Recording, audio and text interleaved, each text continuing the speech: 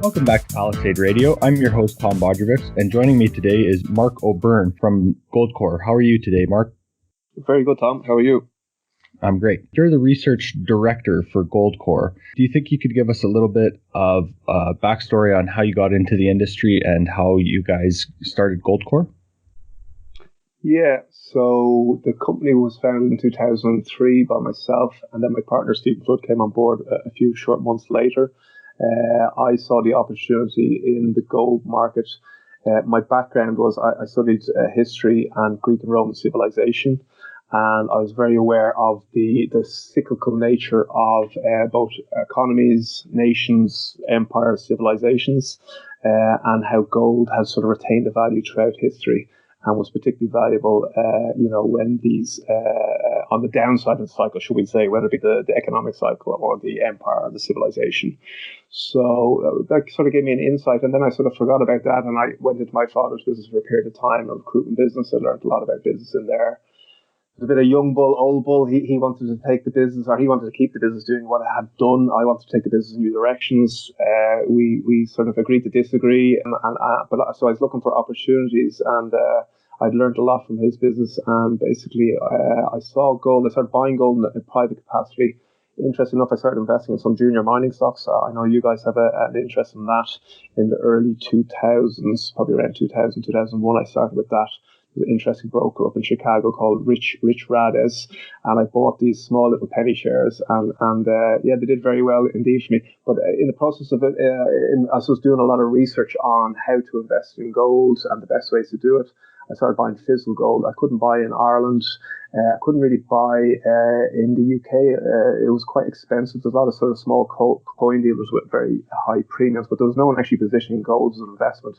So I realized there was a very significant opportunity for someone to offer gold bullion, coins and bars for delivery and in ultra secure vaults in a very more professional way for investors and people with pensions. And it was interesting. At the time, everybody thought I was crazy. Anybody I spoke to, even people who are pretty well read and have a good understanding of investing and markets, they just said, gold, that's a barbaric relic from the past. Well, what are you, crazy, And they said, look at the price. It was at $850 in January 1980, and it's only at $300 today. Are you crazy?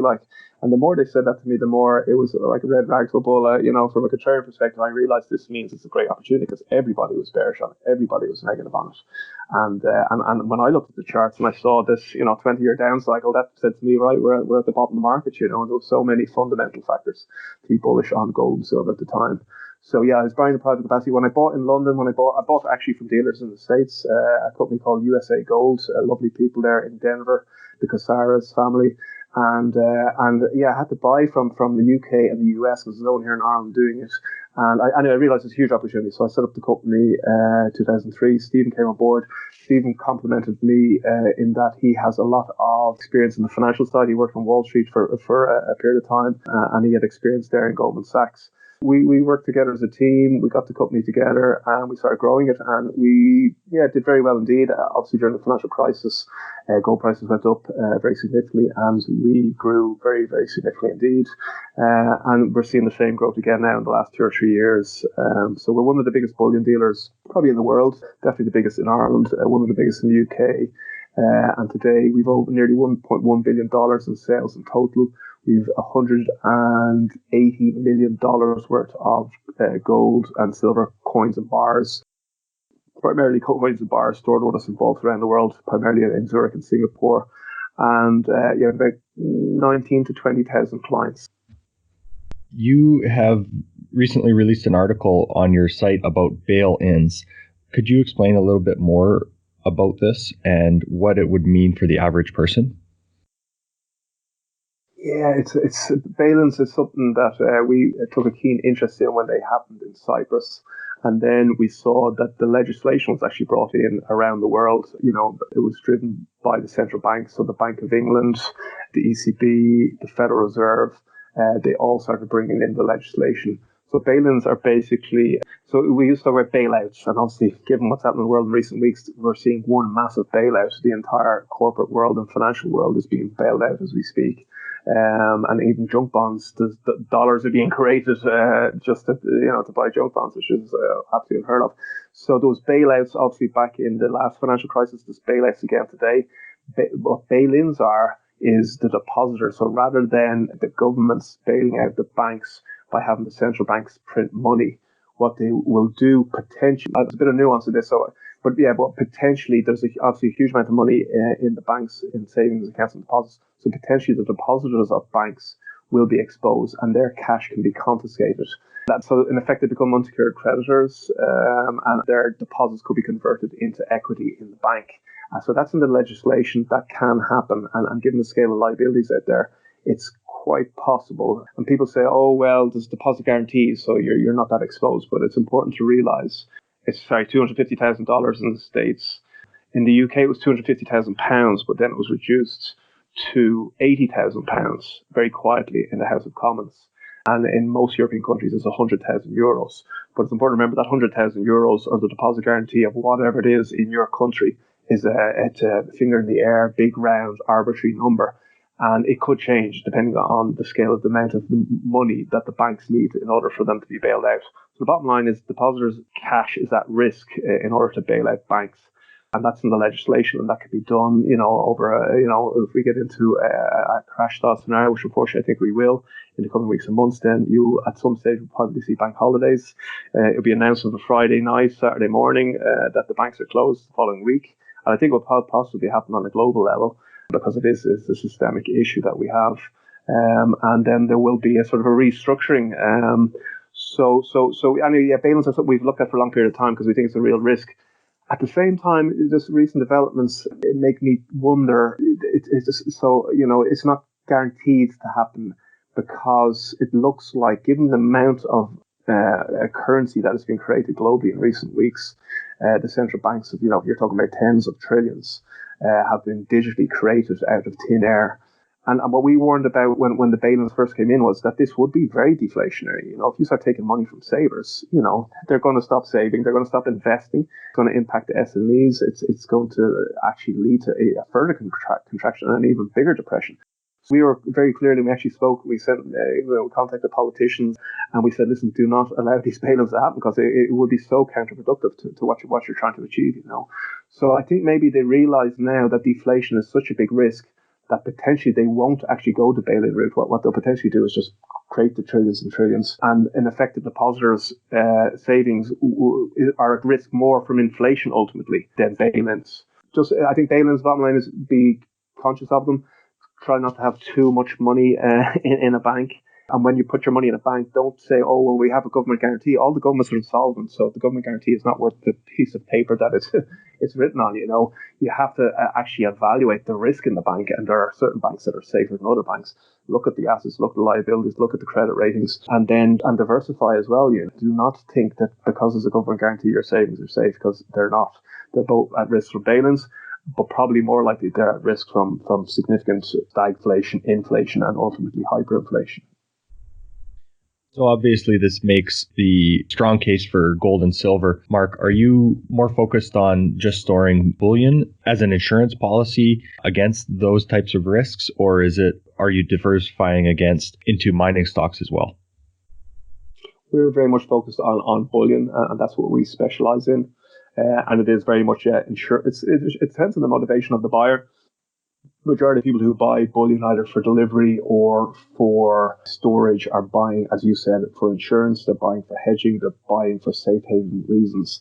And that's the majority of people. They are risk averse, risk aware people who are trying to it's not about making money. It's about wealth protection. But that's not to say, there could be very significant returns indeed. And we do have some of our clients who are more about, they know that there's potentially going to be very significant returns with gold and particularly silver, given the undervaluation of silver. And it's interesting that it tends to be a younger demographic buys silver and the older demographic more gold, and a lot of people mix thereof. But yeah, so we're very much on the bullion side as a safe haven asset. We all the research is there, a huge amount of research now, both from academia, And we've actually, I suppose, popularized and promoted that academic research that's there that shows that gold is a hedging instrument. It goes up when everything else goes down in a portfolio, particularly over the medium term and the long term, over a quarter and over the annual basis over the cycle. So there's academic research, there's just a huge amount of empirical research from asset allocation experts, the likes of Ibbotson, even PwC, big companies, accountancy firms have crunched the numbers and they've said gold's a safe haven asset. So in terms of the mining shares, I've long said to people that there is absolutely a place for mining shares, particularly precious metal shares, in a portfolio. But they should not be seen, and I think you're making that distinction yourself, they should not be seen as bullion, they should not be seen as gold and silver are forms of money, they're forms of saving, they're forms of insurance, particularly if you own them in the safest way. They're safe haven assets, but you have to own them the safest way, which is either in your possession, if you feel very safe in your own home or in your office, or in the safest vaults in the world, in the safest jurisdictions in the world, and fully segregated as well. We're big believers that the individual coins and bars should not be commingled or pooled. You should have outright legal ownership in your name of those coins and bars, and you should have direct access to the vault provider as well, not be dependent on the provider or the platform. There's a lot of sort of funny digital gold out there. It creates a lot of intermediation, a lot of risk to the counterparties, to the owners of these digital gold platforms, and even ETFs is a form of that. They're a form of digital gold ultimately. So, but yeah, the stocks, there is a place for them in a portfolio, absolutely. And given the undervaluation today, I think people should be looking at the gold and silver. Just one thing to be mindful of is there are risks there as well. And the risks are, just given the scale of the debts out there, I think we will see those, obviously, noise there during the week of Papua New Guinea and Barrick. And Papua New Guinea are, basically looking at the assets of Barrick. And so this geopolitical risk, I think that, there is real risk of nationalization, not just in funny countries like Papua New Guinea, but in Africa, in South America, in Central America, where a lot of gold and silver mining takes place, there is the real risk of nationalization. And even in America and Canada, in worst case scenarios, this will be on the agenda given the crisis that we're facing now globally. I think you have to be nimble, you have to be mindful of these risks, take it into account in terms of your strategy. I think that's important. So there is a place for them, absolutely there is a place for them in a portfolio, but don't confuse them with safe haven insurance bullion. Are considering the risk of repatriation from bigger countries, could you give us a little bit of a contrast? I know you guys store in countries like Switzerland, Hong Kong, and Singapore. Are there big differences between those different jurisdictions? There are, yeah. About a year ago or 2 years ago, there wouldn't have been considered to be big differences. But what happened in Hong Kong happened quite quickly. It was very slowly bubbling away, and then boom, it happened. And Hong Kong used to be considered a safe haven jurisdiction, along with Singapore and Zurich. And the reason for that is creditor nation, very wealthy, very pro-business, very free market orientated, respect for property, but ultimately, creditor nation. So much more assets than liabilities, and that's quite. There's very few nations in the world today that are creditor nations. Most of them are debtor nations, and many of them are massive debtor nations, So that's why they were more attractive. But what happened in Hong Kong, the protests in China flexing its geopolitical muscle, and it just created massive geopolitical instability. And what we were seeing was we had, I think, our number one storage location was Zurich, then Singapore, then Hong Kong. And Hong Kong was quite, it was nearly on a par with Singapore. But what was happening was we were struggling when clients first wanted to buy. There was less people wanting to buy there. And when they did want to buy, we were actually struggling to get the bullion coins and bars from banks over there for a period of time. And then when clients went to sell because they were getting nervous about what was happening, the premiums were beginning to blow out on physical coins and bars, even on kilo bars. So when we used to buy kilo bars in Hong Kong, we were buying them at maybe 0.5% below spot in volume, and we tend to deal with retail investors and high net worth investors. Our minimum trade size was always $10,000. So we and by doing that, we could always give some of the lowest premiums in the industry. So any of the premiums were going when people went to sell, rather than selling at 0.5% in kilo bars, you were selling at maybe 1.5% in kilo bars, and that's because the banks were you would think they would be buying in more in Hong Kong itself, but it became less liquid. The spreads started blowing out. There was, I think liquidity was basically moving out of Hong Kong. Sorry, it was. There's no doubt it was moving out of Hong Kong. The bullion money talks, and it's a form of energy. It's a form of flow, and it flows to where it's treated, where it's respected, and where it's loved. And people were worried about Hong Kong, so money and gold and silver started flowing out of Hong Kong, particularly into Singapore. Maybe so. I had some went into Zurich as well. There's no doubt about that. And we didn't think there was clients saying to us, "Oh, what if the Chinese invade or the Chinese confiscate the gold?" And we said, "Listen, there's little or no chance of that happening. The Chinese." They've been trying to position their economy as a quasi-capitalist economy for the last 50 years. They're trying to position their currency, the yuan, as a reserve currency for the world. If they went into Hong Kong and confiscated people's gold, including foreign investors' gold, it would destroy all the work they've done the last 50 years. So that's not going to happen. The risk wasn't confiscation. The risk was just more on the pricing side and the liquidity side. That can you sell and at what premium can you sell your coins and bars? So anyway, we took the view.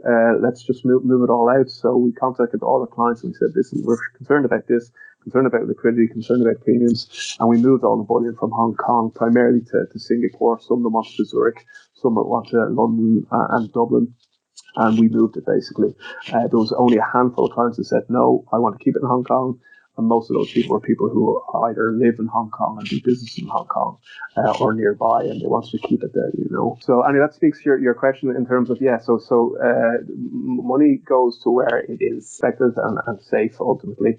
And Zurich and Singapore to an extent. So Singapore is the new precious metals hub, and they've developed that business quite successfully over the years. But Zurich remains the precious metals hub because it's the center of the refining industry ultimately, and the biggest refineries in the world are all there. So there's a lot of liquidity both on the buy side and the sell side, and that's very reassuring to people. And plus, the Swiss government is, they are a creditor nation. The central bank, the S&B, has done a few crazy things, and I think they're one of the biggest shareholders in FANGs and Facebook and all the rest of it, which is a bit of a crazy thing to do with your foreign exchange reserves to put them into the stock market. And they had massive losses there in the last quarter, as you can imagine. But in fairness, the massive losses come on the back of even bigger gains in recent years, given the massive stock market bubble that we have globally, particularly in the tech sector. But so the central bank, don't get me wrong, unfortunately, there's nothing that's risk-free in the world today, but Zurich, it remains one of the safest jurisdictions. It's a very conservative government, and the respect for private property is very strong indeed, and they would be, if they were ever to, they survived the Nazis on their doorstep in World War II. It's very much a neutral country. It's not part of the European Union. They're quite fiercely independent in that regard. They don't partake in all the supranational institutions. And they have a lot of respect for private property. And it's a big part of their industry over there as well. And a lot of the banks in Switzerland and indeed in Germany, they actually deal in gold over the counter and all the rest. So I'd be amazed if there was any risk of confiscation in Switzerland ever, to tell you the truth. Whereas in other jurisdictions, including the US, I don't think we're ever going to see a President Roosevelt, Donald Trump style executive order saying, "Yes, give me your gold," because the majority of people don't have gold today. Whereas in 1933, everybody had gold because gold was the currency ultimately. But I do think that so the risk is not confiscation at an individual, at a household level, but the risk is very much confiscation at the exchange level and at the depository level. So the holdings that are on the comics, the holdings that are in the ETFs, the holdings that are in various vaults around the US could come into play in these worst case scenarios. And that's why it makes sense. Everybody, we tell you started by saying repatriation, and central banks have been very smart in repatriating their gold because possession is 9/10 of the law. And this crisis, this so-called pandemic, shows the importance of having assets closer to home. When you kind of fly things around the world and the logistics, the supply chains break down, in terms of liquidity, it's important to have it closer to home, So we encourage our clients, we say, listen, it depends where you live, depends where you plan to be in worst case scenarios, or where are you intending, settling and living. If you can, if you'll say, take delivery of some of your gold, have some gold in the nearest city, in a location that is going to be accessible in worst case scenarios. And then, if you are reasonably wealthy, reasonably well traveled, and you're happy to get on a plane and all the rest, then consider having some in Zurich or in Singapore. And that way you're nicely spread. You don't have all your eggs in any one basket. And just one last point on that as well. The liquidity is a fundamental thing. It's that the value of gold is it's a form of money. It's always been a form of money. It will always be a form of money. it is near cash in effect, So in a crisis, cash is king, as we know. But gold is emperor. Gold, because the currencies are being devalued, and you can always exchange physical gold for cash. So you have that liquidity.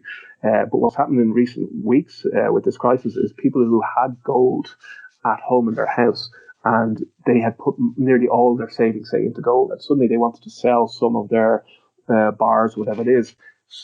Some of them were struggling to actually get the bars, and because of lockdowns, they couldn't drive to the vault provider, they couldn't drive to the bullion dealer, they couldn't use FedEx or UPS to move the bullion to the vault, and therefore they couldn't actually sell what they had. So that, you could have all the gold in the world in your house, but you can't do anything with it if you can't actually, move it. It's that word portability is the word that's been used throughout history is the value of gold, but in certain circumstances it can become immovable, and that's what happened during this crisis. So, and a lot of safety deposit box companies, people who had gold stored in their safety deposit boxes, the safety deposit box companies were shut down because they're not essential services. So you could have a huge amount of your gold or silver in a safety deposit box, but you couldn't access it, which means you didn't have any liquidity. You couldn't even sell 1 ounce to get $1,500 if you needed that $1,500 to buy your groceries or whatever it is, So how we have it set up is we work with the biggest cash handling companies in the world.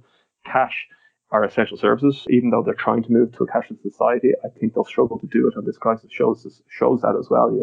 There will always be a need for cash in the money ecosystem, because otherwise you make yourself even more vulnerable, because you're concentrating all your eggs in that digital basket.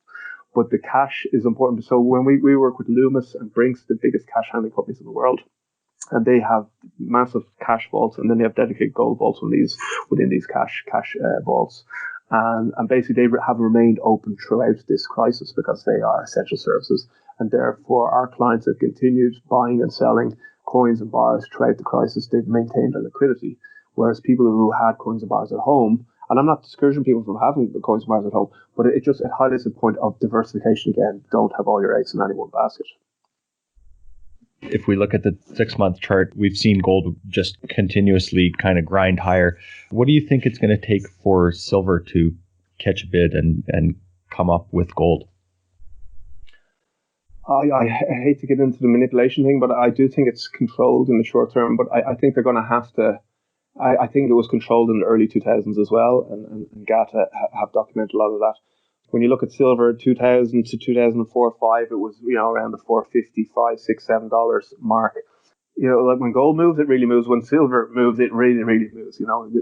Silver is gold on steroids. It's a leveraged form of gold in many ways. The poor man's gold, and it's an even. I talked about how the physical gold market is quite a small market in the grand scheme of things. I mean, the accepted fact by the US Geological Survey and geologists around the world is that all the gold in the world, if you refine it and you make it into one giant gold bar, is 22 meters cubed. It's center court of Wimbledon. So it's very small. So, it's sort of common sense that if a lot of big money around the world diversifies into physical gold, you're going to see supply demand issues, and you're going to see ultimately the price go higher. The silver situation is even more bullish because the ratio of gold to silver is 15 to 1, so it's 15 parts of silver to 1 part of gold in the Earth's crust. And that's why throughout history, going back to ancient civilizations and through to Elizabethan England and even the British Empire, and then more recently in the US in the 19th century and early 20th century, the ratio was always 10 to 1, 15 to 1, 20 to 1 gold to silver on the various bimetallic sort of standards that we are on. So what I think ultimately what will happen is, I think supply demand, the forces of supply demand, the energy of the 7 billion people, soon to be 8 billion people on this planet, will ultimately overwhelm any manipulation in the futures market, and that was seen previously. And I think they'll either just allow the free market forces to dictate, or there will be a massive short squeeze, and the shorts will be forced to buy back the short positions, and you get into a massive short squeeze situation, and that propels prices much, much higher. There's also the scenario that we started speaking about many years ago, and Jim Rickards then very much popularized it, the whole notion of the currency reset. The banks and the central banks are desperate enough, and I think they will be, and there are runs on banks, and there are concerns about the dollar, and the citizens out there are getting very worried about inflation, and they start converting their paper, or more so their electronic currency, their digits, into hard assets and into food and water and into the essentials of life. And I think this crisis is actually going to make that's going to be even stronger in people's consciousness now, So if that starts happening, they are going to be desperate to maintain faith in the currency. And then they'll go to the currency reset mode and they'll say, well, we have gold in the vaults in Fort Knox and in the Federal Reserve of New York. And we're now backing the currency again. It's fully backed at $10,000 per ounce. So there is that scenario as well. So it mightn't be a futures market, physical market, spot prices, futures prices going higher and premiums along with it. It could be obviously the currency reset thing because they want to maintain the illusion of control. So, and they don't want free markets, unfortunately. So they may do the currency reset option, which creates its own set of risk. And if they do that with gold, then I think they'll have to.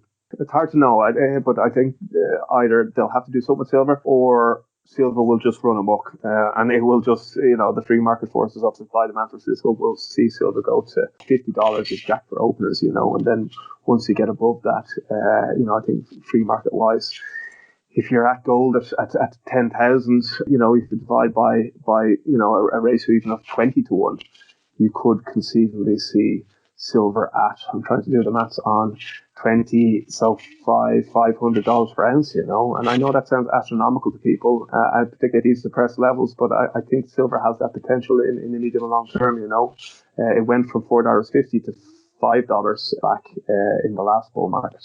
So it went up 10x as the millennials, people are always about the 10x, the 10x bagger, but I think 10x is, so we're at $15. I think 10x is conservative. I think we'll at least get to $150.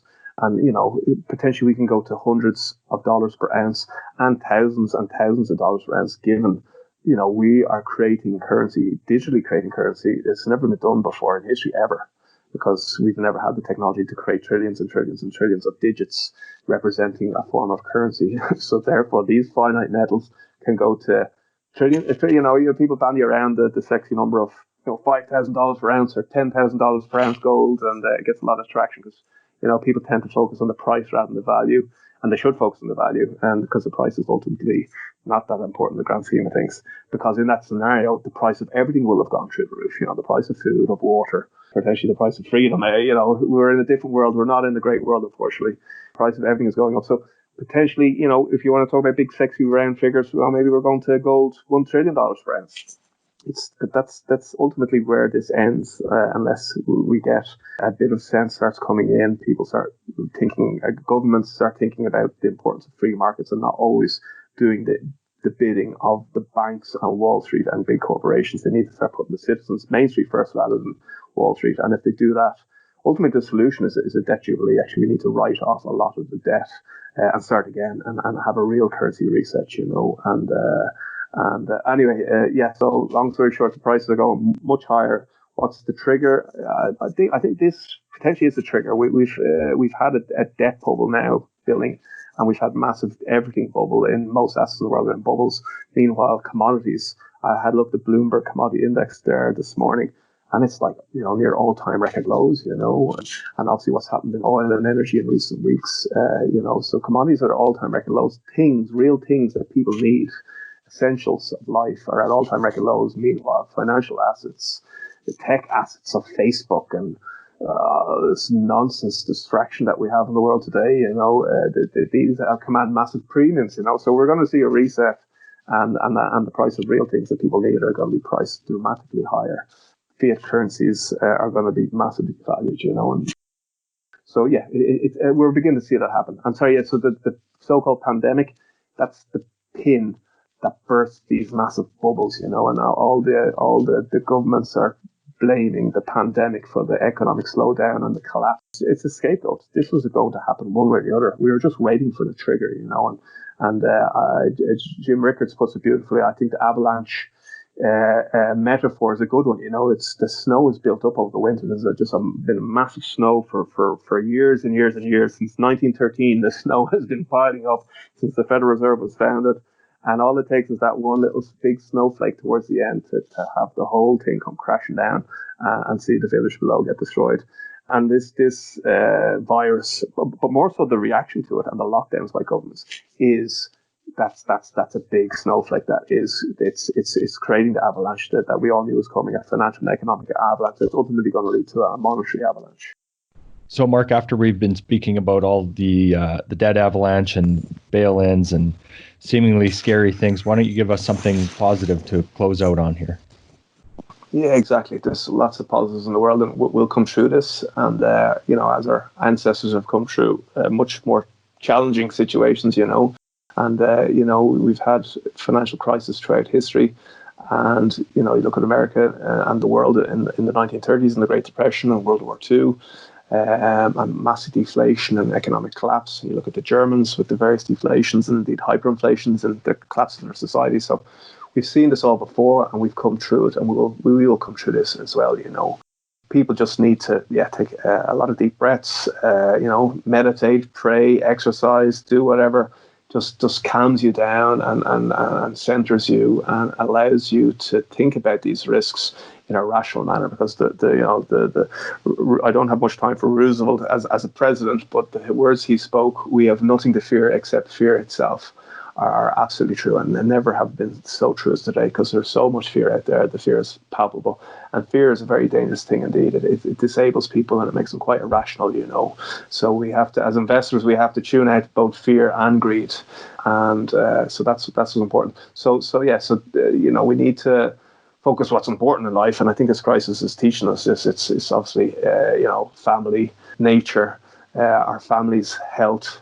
And health is true wealth, obviously, and gold and silver. Ultimately, they are precious metals. Are, to me, the purest form of money. They're the most natural form of money and savings in the world. And their value is that they help to protect people's lifestyles. They help to preserve what people value, and whether that's your the life that you're creating for your family in terms of education for your children, or healthcare. A nice lifestyle whereby you can go out into nature and you can have a nice holiday on a nice island with a beach, or you can go to the mountains. And this is ultimately what's really important, And gold and silver that's what it's about. Ultimately, it's about it's wealth protection, obviously, but it's wealth preservation, it's lifestyle preservation. And I think we're beginning to realize, we're so blessed with so many resources around us today in this modern world. But I think we are beginning to realize a lot of things we took for granted, So I think that's the positive that's going to come out of this. And people just need to prepare. Ultimately, investment-wise, people diversify. They own precious metals in the safest of ways. They own mining stocks. They own hard assets. They own cash in a safer way, and they're properly diversified. Then those people will come through, and their families will come through this crisis very well. And indeed, their companies. Interesting today, we're seeing a lot of companies come to us, and they're worried about the cash in the banks. So they're, from a treasury point of view, they're putting 2, 3, 4% of their cash into gold. And I think even mining companies should consider doing that as well. It's very much in the interest of mining companies to diversify and not be dependent on the financial system and the banks that have gotten us into this mess. So we all need to take the power back from ourselves, repatriate our gold, for our families, for our companies, out of the financial system, and we'll all be the better for that. And we'll come through this, and it's going to be interesting times.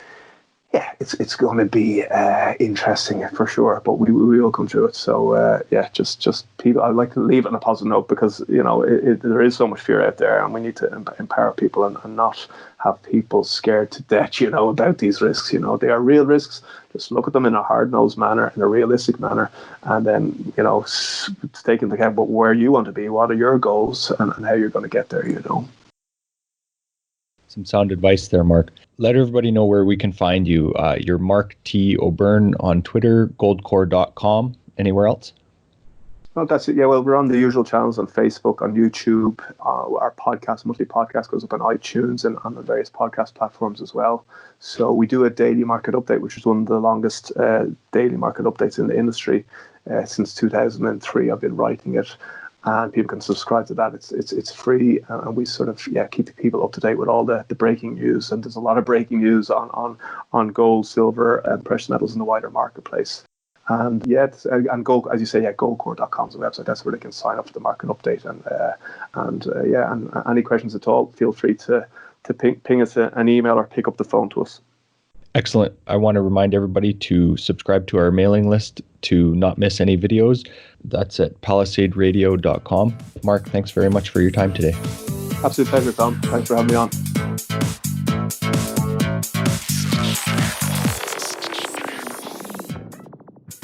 think you understand the junior mining sector and you think that the participants in the mining sector, junior mining sector, are good people and kind people, hit the bid.